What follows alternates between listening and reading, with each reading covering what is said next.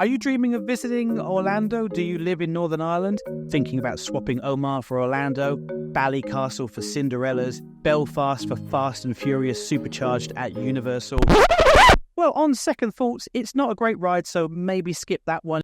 It's the stuff of dreams. Castles, roller coasters, sunshine, thrills and chills. Orlando has it all. But what's the easiest way to get to Orlando from Northern Ireland? Years ago, you could fly directly to Orlando, but sadly not anymore. Well, listen up as I'll let you know the pros and cons of each way you can get to Orlando.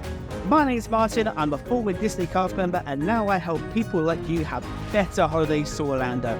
And you're in good hands. Check out our 5-star rating on Trustpilot, and 96% of our guests would recommend us to their friends too. Okay, firstly, let's rule out flying via Frankfurt.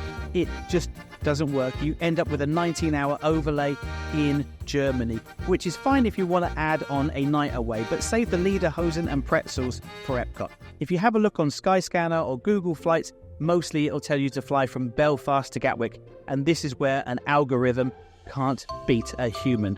So why might this not be a great idea? If you book indirect flights all on one ticket, if something goes wrong, such as the first flight getting delayed, they'll get you onto the next available flight. If you book with us, then you'll also have our awesome 24/7 help desk there to do it all for you too.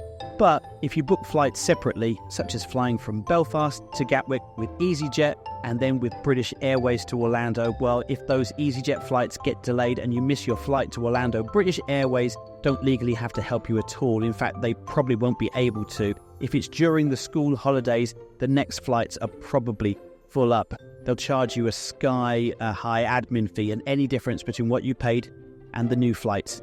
And if you've ever looked at buying a flight on the same day, you'll know just how expensive those can be. Plus, when you land at Gatwick, you need to go and pick up all your luggage and check in again with BA. And the same on the way back too. But what about if we book the early flight out of Belfast? We get to Gatwick really early. That'll be okay for the afternoon flight? Yep, normally that would be fine. But you're going to have up to 6 hours twiddling your thumbs in Gatwick. So some people decide to have a night at Gatwick before they fly. That means a night in Gatwick when you could be in Orlando. I know which one I prefer. If you're finding this useful, give it a thumbs up. It really does help us to get those videos out to as many people just like you as possible. Now be careful, as some sneaky flights will fly you to London Heathrow and then expect you to travel 40 miles down to Gatwick for your flight out to Florida. This catches out more people than you think. Almost every week we hear from people who inquired with us but decided to go it alone. They make this mistake not realizing they need to get from one airport to another, book their non-refundable flights, and then the penny drops. That's one of those mistakes you won't make if you book with a Disney Travel Pro. So honestly, this is a terrible idea. Yes, you could break up the trip and stay overnight in Gatwick, but that just adds unnecessary cost and time to your trip. Wouldn't you rather have another night in Orlando instead of the Gatwick Travelodge? So far, flying via London seems like not the dream start to your dream holiday. So how about via Manchester? After all, it's a lot closer to Northern Ireland than London. This can be a good option. Aer Lingus flies out really early in the morning to Manchester, and you can then switch to the Orlando flight. As it's all with the same airline, your luggage doesn't need to be rechecked, and if there are any delays, you're totally covered. The layover is usually around 3.5 hours, which isn't too bad. Plus, the flight lands into Orlando around 3:30, so you're getting there at a good time. Overall, this is a pretty good way of getting from Northern Ireland to Orlando, but is there a better way? Stay tuned for my number one way. Planning a trip to Orlando got you going goofy? Well, don't worry. We've put together everything you need to know about planning and booking a holiday to Walt Disney World and Universal Orlando. And the best part, it's completely free. Use the link in the show notes to join now. It's packed full of videos, tips, and guides from our Orlando gurus. Tap the link below and start learning how to plan your awesome Orlando adventure. For me and countless others, the ultimate way to get from Northern Ireland to Orlando doesn't start with a flight. It starts in your car. Jump in your car and head south down to Dublin Airport. From here, you can fly directly to Orlando with Aer Lingus.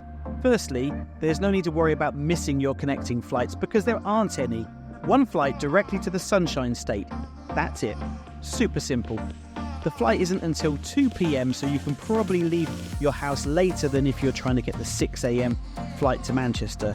And the big reason why flying from Dublin is so much better. You'll pre-clear American immigration in Dublin. That means there's no passport control when you land. So super speedy, getting out of Orlando Airport and into the sunshine. When I fly from Dublin, if I just have hand luggage, I can be off the plane and into my transfers in under 15 minutes. Super quick. I think doing passport control in Dublin is a game changer. So flying from Dublin means more time in bed, no missed connecting flights, and no passport control in Orlando. Sounds like a winner to me. If you haven't already done so, tap the link in the show notes. There you'll find tons of helpful videos and guides to help you have the most awesome Orlando adventure ever. And the best part, it's 100% free. So what are you waiting for? Unless, of course, you don't want to have an awesome time in Orlando. Tap that link now to supercharge your Walt Disney World and Universal Orlando holiday today. Not sure when to visit Orlando in 2025? Don't worry, we've crunched the numbers to let you know the best and worst times to visit. If you're interested in finding out, check out this video. For now, have a magical day.